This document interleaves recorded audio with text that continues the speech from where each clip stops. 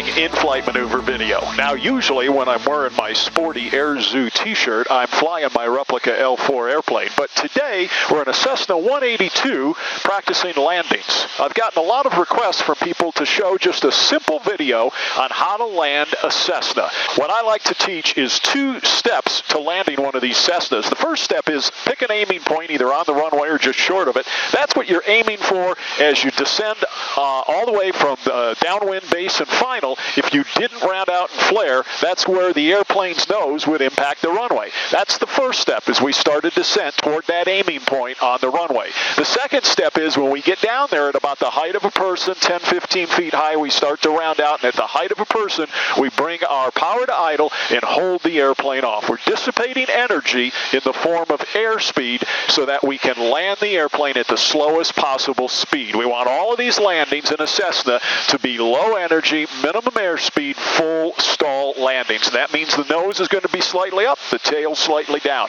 If you fly the right airspeeds, don't worry, you're not going to ding the tail on the runway. They figured that out. You don't have enough elevator authority if you nail your airspeeds. Any extra airspeed that I bring to the runway, I'm going to have to dissipate before I let the wheels touch unless I land too fast. Now, I'm way high. I can see the 2 whites, so I'm using power to control that, and I'm getting the pitch dialed in using the airspeed indicator, and right there looks good at 60. We've got 5,000 feet of runway. There is a little bit of wind here today. I'm starting to lose some altitude, get a little sink, so I'm going to bring some power in. So we get down to the runway, we've got 5,000 feet of runway, we bring our power back to idle, and then we just hold it off. There's the stall buzzer, the airplane's on the ground. So we're a little under maximum gross weight today, so we're going to use a final approach airspeed of 60. We're going to pitch for that and do one last gumps check. And as the airspeed comes in, we'll work it over to centerline. You can see the wind socket. There's a little bit of a right crosswind today, so we may need to lower that right wing. It's a little bit of sink right here at the very end here at Borrego. We've got the airspeed nailed. We've got our aiming point. It's right off the nose. And then we get down here. We're slowly bringing power to idle. And then we look down the runway about 5 stripes. Just hold it off as long as we can. Wait for the stall buzzer. Dissipate that energy. Keep it on centerline. A little bit of a right crosswind. Let it land on the right wheel first. And then full right aileron. When we get down to the runway, it's important that you look at the right place. We're aiming for that aiming point as the first step. When we get down to the aiming point, then you got to look down at least 5 stripes. Each stripe and the space between it counts as 200 feet.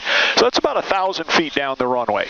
Look down the runway about 1,000 feet. Don't move your head like this, but pop your eyes back and forth so that you look on both sides. You're trying to get, it's kind of like peripheral vision where you can see everything flatten out as you get down to the runway. If you find yourself flaring too high and dropping it in, well, that's an indication that you may be looking too close to the airplane. If you fly it right into the ground, well, maybe you're looking too far away. There's some books that say look at the far end of the runway, but quite honestly, that's a mile away.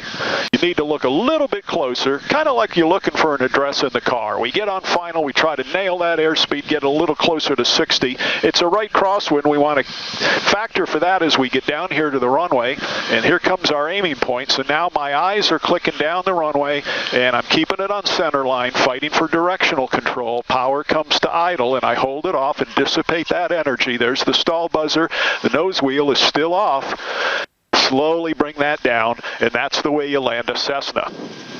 Now, in keeping with the visual theme here, you need to be able to see the runway at least when you begin the flare. So you notice I've got my cameras up high so that you can see them in the video. If you can't see over the nose of whatever airplane you're flying, you got it on final, you either need to find another airplane or a taller seat. Don't be ashamed to use a seat cushion. I carry one around for students that are vertically challenged because you need to be able to see over the nose of the airplane. On this one, what I'm going to do is intentionally bring too much airspeed to the runway. I'm going to bring full flaps in. If I come down to the runway here, and then I try to land right here, the airplane's merely going to take off again. It just wants to fly. It doesn't want to land. And now I'm in no man's land. I've got full flaps and very little airspeed. That's a bad thing. What you need to do is go around. I'm looking at my aiming point. I got my airspeed dialed in. I've got full flaps. I've done my gumps check about 3 times, and I'm going to nail that airspeed. I'm coming right in for the 8. That's not where I'm going to land. That's where I'm going to begin my roundout.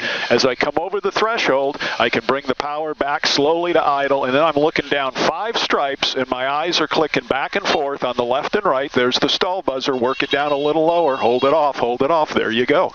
Right on center line, and there's our right crosswind. Keeps us right on the center line. And that's the way you land one of these Cessnas. You'll be able to do the same thing in a Cessna 172 as I do in this 182. Just remember, the high-wing planes tend to float a little bit more, so you have to anticipate that. Make sure you nail your airspeed, and don't let the wheels touch till the airplane's done flying.